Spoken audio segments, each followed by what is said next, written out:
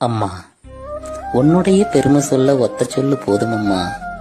அம்மான்னு சொல்லில் அத்தனையும் அடங்குதம்மா. மண்ணுலகில் நாம் பிறந்து மனுஷனாக வாழ்ந்திடத்தான் கண்ணுறக்கம் தான் மறந்து கஷ்டப்பட்டு வளர்த்தவளே.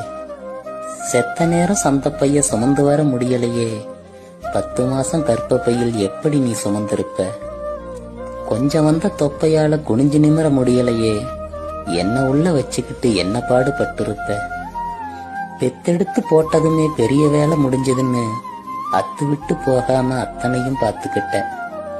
உதிரத்த பாலாக்கி உன்னை சொல்லி கொடுத்தவளே, உன்னை விட வசந்தசாமி உலகத்துல இல்லையம்மா.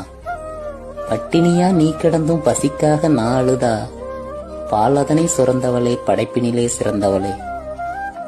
குழந்தையாதான் இருந்த நானும் குமரனாதான் ஆன போதும் என் மேல வச்ச பாசம் எல்லளவும் குறையலையே.